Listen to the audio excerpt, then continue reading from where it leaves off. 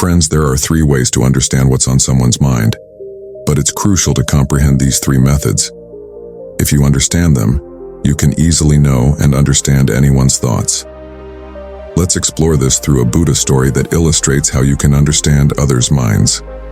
Long ago, in a small village, 2 brothers lived. The elder brother was blind, so he always stayed at home, while the younger brother worked in the fields. However, the crops were often destroyed by animals, causing great distress to the younger brother. One day, he came up with an idea. He thought, why not seek my elder brother's help to drive away the animals from the fields? After all, if my blind brother sits in the field and hears any animal approaching, he can shout loudly and scare them away. This way, our crops will be safe. So, he placed his elder brother in a small hut in the field and instructed him, "Brother, if you hear any animal approaching, shout loudly. The animals will flee and our crops will be protected." The elder brother agreed, and from that day on, he stayed in the field. Whenever he heard an animal sound, he would shout loudly, scaring them away. This continued for several days. One day, a deer had run into his field and leaped over the embankment, disappearing from sight. Following the deer, a king arrived at the same field. His gaze fell upon the blind man. The king asked, "Look, I've come here following an animal. Have you seen it?" The blind man replied, "Your Majesty, I am blind." The king was puzzled. How could this blind man possibly know about the deer? On one hand, he claimed to be blind, and on the other hand, he asserted that the animal that had fled from the field was not worthy of the king's pursuit. The king wondered, how can this blind man possibly know? To test him, the king said, "Are you lying to me?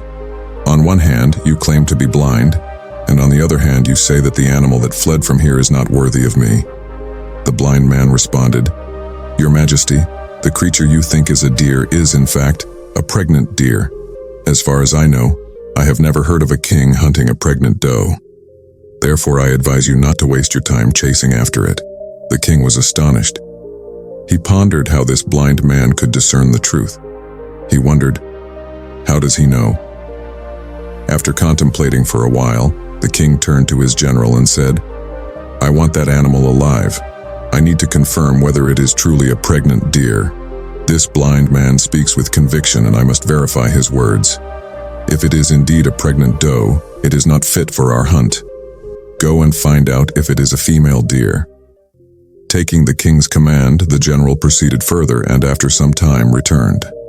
He said to the king, "Your Majesty, the blind man's words are absolutely correct. The creature is indeed a female deer, and she is pregnant." The king was astonished, unable to comprehend how the blind man could discern that the animal was a pregnant doe. How could a blind man perceive such details? The king's mind swirled with questions. Determined to unravel the mystery, he approached the blind man and said, "Listen, you may not know whether you are truly blind or not, but I have come to ask you something specific. Will you give me an honest answer?" The blind man replied, "Certainly, Your Majesty. Feel free to ask me anything, and I will respond truthfully." The king continued, "On one hand, you claim to be blind, and on the other hand, you accurately identified the animal I was pursuing, a female deer that is also pregnant. How did you know? After all, there are many animals that pass through your field. How did you estimate this?" The blind man calmly explained, "Your Majesty, the deer you were chasing. Well, when she entered my field, her speed and the sound of her fleeing alerted me. I sensed that she was a female deer, and the embankment around my field is quite small. Her height wasn't excessive. If she were a male deer, he could easily leap over the embankment. However, she broke through it, attempting to cross. Considering her actions, I deduced that she must be pregnant." The king was amazed. The blind man's keen observation had revealed the truth. The king wondered, how did he know? He decided to probe further, asking, "But how did you determine that she was pregnant?" The blind man replied, "When she attempted to leap over the embankment, she didn't take a high jump. If she were a male deer, he would have easily cleared it. But she broke through the embankment, risking harm to her unborn fawn. It was from this behavior that I inferred she was pregnant." The king was deeply impressed. The blind man's insights transcended physical sight, revealing wisdom hidden within unexpected sources. He realized that true perception goes beyond what the eyes can see. The blind man replied, "Your Majesty, I spend my days sitting here morning and evening. My hearing is keen, and I've become adept at recognizing the animals that enter my field. Based on their sounds, I know which creature has arrived, and I shout loudly to scare them away, protecting my crops." The king was thoroughly satisfied with the blind man's response. He marveled at how this seemingly disadvantaged man possessed such wisdom. The king thought, although he is blind, he perceives far more than meets the eye. There must be something valuable I can learn from him. With this thought, the king returned to his palace. Once there, he summoned the blind man and said, "You are truly knowledgeable, able to discern matters effortlessly. Today, I've called you here because I want to know whether my wife is virtuous or not." The blind man was taken aback by the unexpected question. He replied, "Why ask me this? Your marriage has endured for many years. Why do you suddenly seek this information?" The king insisted, "Answer me truthfully. If you don't, I will impose a severe penalty." Undeterred, the blind man responded, "Your Majesty, I am aware of everything. But why this sudden curiosity about your wife's virtue?" The king persisted, "I have my reasons. You must answer." The blind man finally said, "Very well. To answer your question, you must leave your wife alone with me in a room." Initially angered by the request, the king eventually considered it. He thought, perhaps there's something to be gained from this man. So he agreed and instructed his general to carry out the blind man's request. Upon hearing the plan, the general was puzzled but followed the king's orders. The blind man's words had piqued everyone's curiosity. What would happen when the king's wife was left alone with him? And soon the blind man and the queen were in a secluded chamber. The blind man turned to the queen and said, "I need to touch you." Enraged, the queen attacked him, beating him mercilessly with her fists, feet, and whatever else she could find. She pummeled him until he was bruised and battered. Despite the assault, the blind man managed to escape with his life. He returned to the king and boldly declared, "Your wife is not virtuous." The king, furious, drew his sword and confronted the queen. He said, "Today I will ask you a question and you must answer truthfully. If you lie, I will separate your head from your body." The king's eyes blazed with anger as he asked, "Tell me, are you truly virtuous?" The queen replied, "My lord, even if it costs me my life, I am not virtuous." The king was overjoyed. The blind man's words had been accurate. He approached the blind man and asked, "How did you know?" The blind man replied matter-of-factly, "I merely told your wife that I needed to touch her." Her violent reaction confirmed her lack of virtue. A chaste woman would never allow a stranger to touch her. The king was astounded by the blind man's insight. He realized that wisdom transcends physical sight. The king then says, "You seem to be very knowledgeable. All right, answer one more question of mine. If you give me the correct answer to this question, I will let you go." The king then says to the blind man, "Tell me, am I truly my father's son, or am I someone else's?" The blind man replies, "O king, what does it matter to you? Whether you are the son of your father or someone else, you are still the king of this realm. So let this question go." But the king insists, No, I need the correct answer to this question. Otherwise, this question will keep bothering me. I want to know the right answer. If you give me the correct answer, you can leave, and I will not stop you." The blind man says, "O king, I don't even need to go to your mother to answer this. I can tell you right now whose son you are, but first, I want you to promise that you will not get angry with me." The king says, "I promise, I will not get angry with you." The blind man then says to the king, "O king, you are indeed your father's son, but you have been influenced by a miserly merchant." Hearing this, the king became very angry and immediately drew his sword and rushed to his mother's quarters. After reaching there, he says to his mother, "Mother, tell me the truth. Am I really my father's son or not? If you don't tell me the truth, I will end my life right here. Tell me what the truth is." To this, the king's mother replies, "Son, you are indeed your father's son, but you have been influenced by a miserly merchant. One time after bathing, when I was looking at my face in the mirror, I saw a miserly merchant behind the glass, and his influence has fallen upon you." Hearing this, the king becomes very happy and immediately rushes back to the blind man. He asks the blind man, "How did you know that I was influenced by a miserly merchant?" The man replies, "O king, you asked me many questions and I gave you the correct answers. If it had been any other king, I would have received many rewards by now, but you haven't given me even a single coin. From this, I deduce that you are very miserly." Hearing this, the king laughs loudly and says, "I will give you whatever you ask for, but tell me how you know what is true and what is false. How are you able to give such precise and accurate answers to any question?"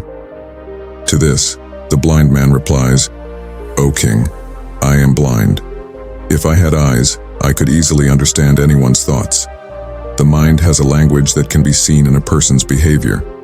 From their eyes, their lips, their way of working, and their actions, one can determine what is going on in their mind. Based on this, we can understand anyone's thoughts.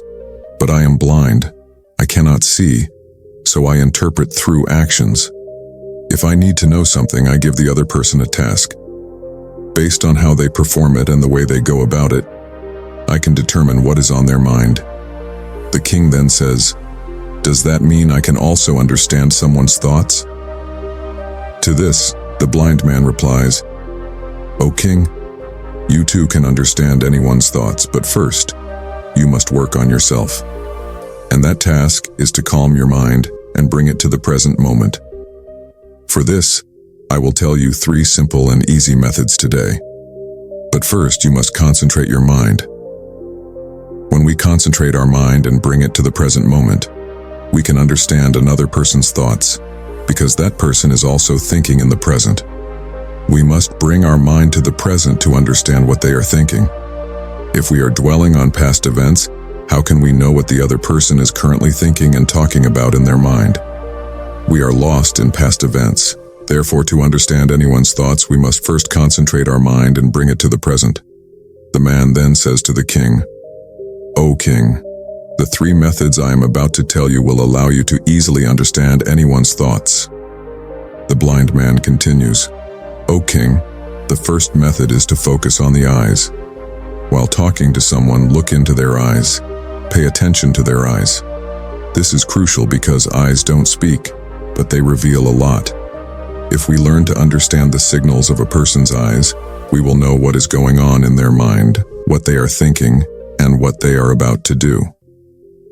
I don't have eyes, but I learned this skill from my guru because many years ago I had eyes, and at that time, I could understand people's thoughts just by looking into their eyes.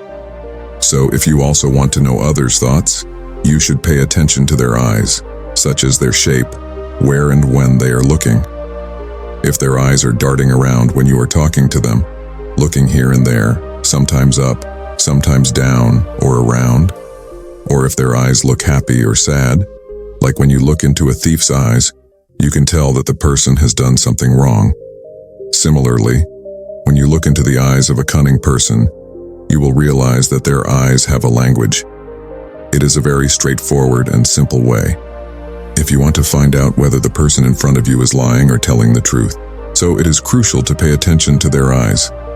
If, while talking to you, the person is moving their eyes around, looking up and down, here and there, left and right, it means they are trying to find a way out of that situation and are making up a lie. If the person in front of you is attempting to lie, they will not make eye contact with you. They will look around, up and down, but they will never be able to look directly into your eyes, because they fear that if they look into your eyes, their lie will be caught and people will know the truth. There are also other signals. When you start observing someone's eyes and their expressions, you will begin to understand their thoughts.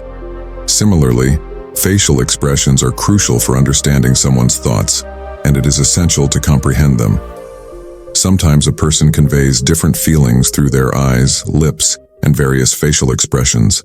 By focusing on a person's face, you can easily understand if they are sad, very happy, or in great distress. You can discern what they are feeling inside from their facial expressions. Even if they don't speak, you can tell everything from their face. Furthermore, the man explains the third method to the king. O king, there is also a third language or method, and that is the gestures of the hands and the behavior of the body. To understand someone's thoughts, it is essential to observe their hand gestures and body language. When someone speaks, you might notice that they move their hands, make gestures with their hands. Understanding these hand movements and body behaviors is vital in comprehending their thoughts. A person uses their body language along with their words, which helps us understand how much attention they are paying to our words and what is going on in their mind. To observe their body language, we should pay attention to their hand movements, body movements, and repeatedly touching their face or rubbing their hands together. These are actions we need to watch closely. To understand someone's thoughts, we must also understand their body language. If we pay proper attention to and understand these three methods, we can easily and quickly know anyone's thoughts. So, if you want to know someone's thoughts, you must carefully observe their eyes, face, body movements, and hand gestures to comprehend what is happening in their mind and what they are thinking.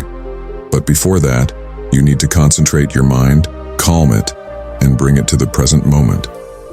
Only then will you be able to pay attention to and understand all the actions of that person. Otherwise, if you are busy with past events or future plans, you will never be able to focus on the person's expressions, nor will you ever understand what is going on in their mind and what they are thinking. You may have seen that many great sages and saints can simply look at you and tell you what is on your mind and why you have come to them. The main reason for this is that they can read you, understand you, and know your thoughts, because their mind is concentrated and calm. This is why they can easily understand your thoughts.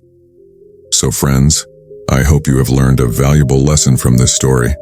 Please let us know in the comment box how you liked this story, and don't forget to share it with your friends so they can learn something from it too. Thank you.